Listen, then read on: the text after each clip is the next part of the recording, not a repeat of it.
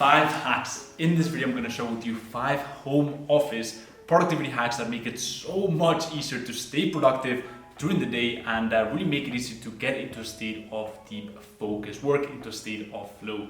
Now these hacks, my team and I at the agency HQ, we use them on a daily basis to produce our best work and to make sure that every day we're chipping away at it. So without further ado, I'm very excited for this video. It's going to be a bit of a different one, a bit more kind of productivity focused, but let's get right into it. So the first hack is a pair of headphones. These are noise cancelling headphones. These are not the best headphones that you could get, to be honest. They came with my laptop, but I just use them and I think they're pretty good. Obviously, you could get some Bose or anything like that, or something like that, but these are pretty good. They do the job, and aesthetically, I quite like them.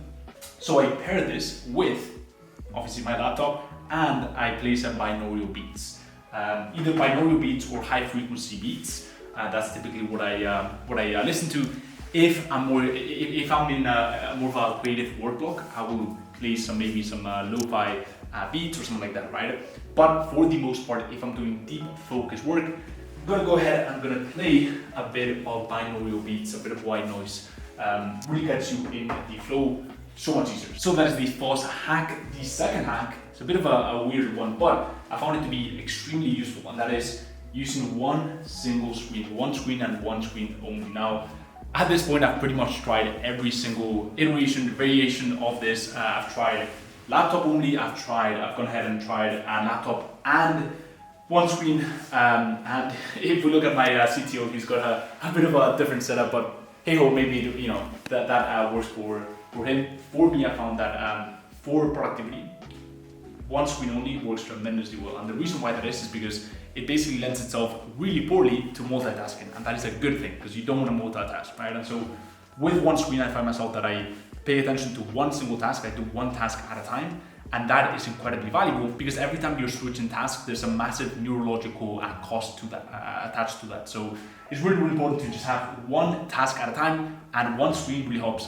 with that. So whether it's your laptop, for me, I worked on my laptop for months on end, but I found that having a monitor, just better angle, in my opinion, lends itself to have a better posture when sitting down, and a keyboard really works amazingly well. So that is the second office hack. Now the third one is a bit of a weird one, and that is stimulating the senses. And the reason why I say that is because, look, getting into a state of deep focus work is extremely vital, right, for producing your best work. But it all comes down to starving distraction. It all comes down to starving the senses almost. But there's a few things that are going to keep you more excited to work, right? And anything that makes you more excited to work is good, right? Now it doesn't mean that you should feed distraction, right? And you should watch YouTube videos every time you finish a work block, because that switching cost is going to be massive. But I found that a few small things here and there really make a big difference to keep you motivated and keep you excited to work. And the way I want to break those things down is basically things that stimulate the sense of touch, the sense of smell, and the sense of taste. Okay. Now, starting with the sense of smell, what we typically do at the HQ office is we go ahead and we light some Palo Santo.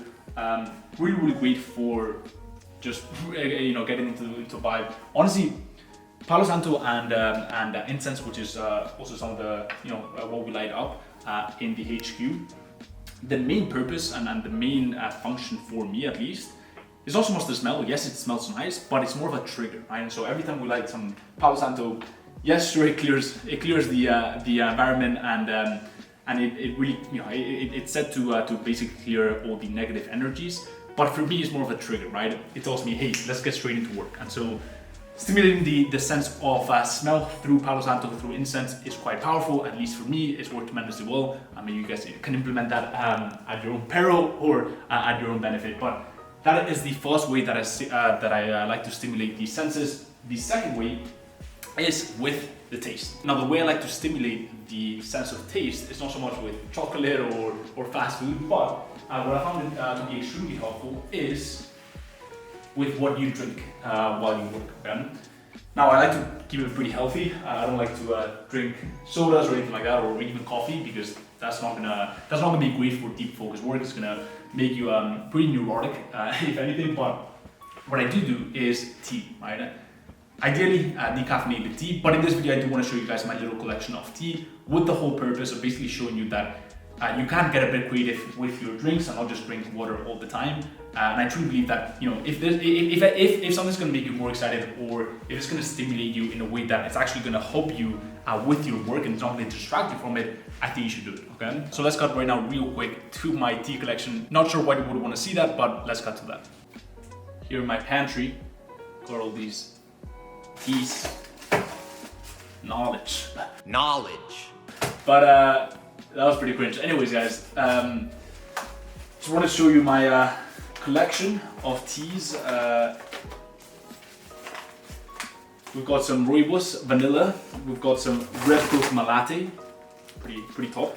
We've got some rooibos chai, and then we've got some per-earth chai. I probably butchered that name, but the point is, this allows me to keep the sense of taste engaged, right? It keeps things exciting. Maybe I'll drop a few drops of this in my tea, which is basically a bit of curcuma, a bit of really cool things, vitamin C. So I'll drop in a few of these in my drink, and I'll just drink that throughout the morning. Basically, my point with this is, if you're drinking water the whole time, right, and you're also putting in a lot of deep focus work, you're already pushing your willpower, you're already pushing yourself quite a bit. And so I found that adding a bit of variety, at least to what you drink, because it is important to stay hydrated while you work, is quite useful, right? And it's something that I haven't really heard anyone talk about, and it's something that definitely think is a little hack that you could definitely use. And look, teas are pretty inexpensive, so it's not a very expensive habit. And I almost forgot, a lot of people, if you watch my TikTok,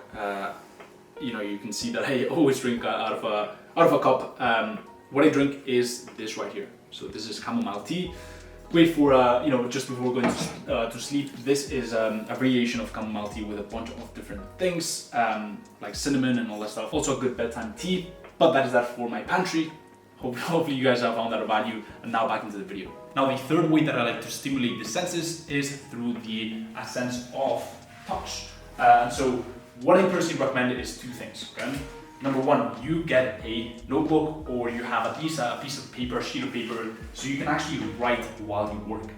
It's a bit weird, but I found it to be much more effective when it comes to, you know, there's something about putting your thoughts on paper. It really, you know, solidifies that thought, and I truly believe it helps not only for learning, but to keep you excited and motivated, because it truly feels like you're making that connection. It truly feels like you're much more grounded, if that makes sense, okay? And another thing that I found to be extremely effective is a mechanical keyboard, okay? Now this is the one that we use at the agency. Yeah, I believe it's Keytron, right? Keytron Key 8, if you guys are interested, and it's quite clicky, okay? I'm really not a big fan of Apple's butterfly keys. I think that those are the name for them, but you don't quite feel it, right? You don't quite feel you don't have quite the typing sensation. And so with a mechanical keyboard, you really do feel the typing sensation, and I think it does stimulate the sense of touch. And finally, the final sense is hearing. And so what we do at the agency is, during our breaks from our work blocks, what we do is we pump some tunes on my speaker. We pump some tunes on the speaker. We move it around. If you guys are interested, this is a Bang & Olufsen. Not sure what it truly is, but that's what we use. We move it around the house. We play some tunes here and there. And it adds like a really good balance, because you don't want to be listening to binaural beats the whole day. So that is the third home office hack, which is stimulating the senses and keeping you excited and motivated to work, because at the end of the day, that's going to give you more longevity and you're going to be able to work for long. The fourth home office hack is starving distraction. Now, a question that I get very often, especially on my Instagram, is how do I become more productive? Now, a lot of people focus on the productivity hacks, and ironically, this video I'm talking about productivity hacks, but all productivity really is, and the easiest things to do is, instead of adding productivity hacks and adding productivity to your life, is just starving distractions, getting rid of the things that actually distract you, right? Because if you get rid of the things that distract you, then your default state is focus, right? Is productive. And so one of the things that we do at the agency is there are no phones allowed anywhere, obviously nowhere in the office, but also not even in the living room space, right? In the that is adjacent to the office. At least obviously during working hours. And the reason why we do that is because if I sit here next to my new olive tree, which I'm very, by the way, very proud of, one of my most random but favorite purchases in a long time. But if I sit here, right, and maybe I read a book or something like that, I'm not tempted to go on YouTube or check my phone, which could mean that I go down a rabbit hole and I end up wasting 30 minutes to an hour of my time, right? And so during work blocks, we leave all phones outside the office as well as the chill-in living room space, and that allows us to stay focused and to actually enjoy and truly rest and take our minds off during the breaks, so we can actually go back to the office and get cracking again with the work block. So that is the fourth home office hack: starving distraction. Not so much adding productivity hacks, but just starving distractions and getting rid of those things that distract you the most. And the fifth and final home office productivity hack is batching.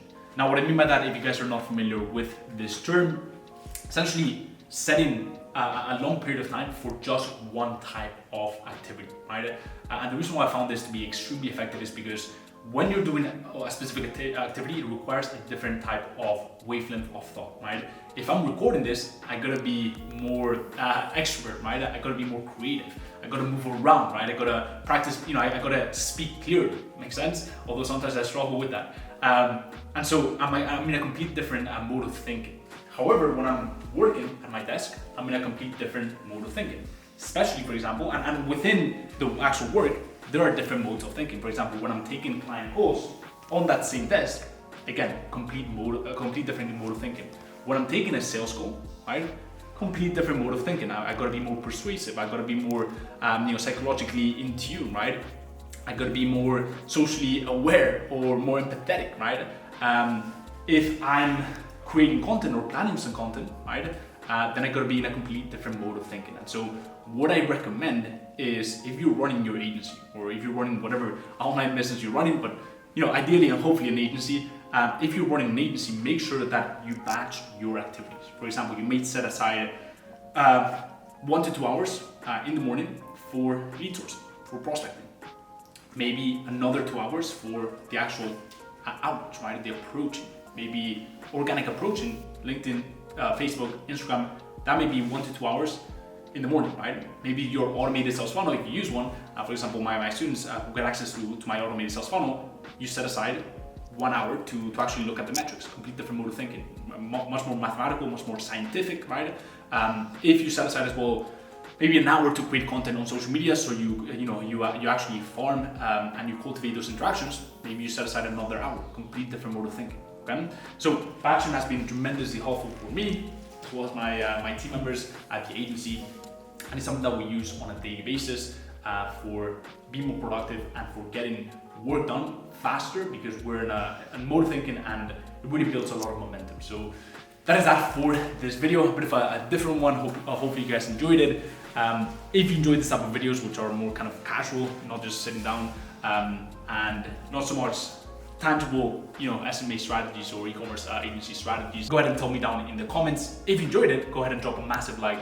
Helps out with the algorithm, the whole channel, and I'd really appreciate it. And the final thing is, if you haven't subbed to my channel, there's so much content coming out on entrepreneurship, social media marketing agency, and a ton of other really cool topics that I'm very excited to share with you in the upcoming video. So that is that for this video. And the final thing, which I did almost forget, is if you haven't joined my free Facebook mastermind, it's an incredible community full of like-minded people looking to scale their agency, level up in life, some very successful agency owners as well in there. Just people crushing it in general. So if you want to apply for that, go ahead and click the link in the description, go ahead and apply, and if you're a good fit, we'll let you in. And as always, hope everything's going well in your agency journey, and I will see you in the next one. Peace.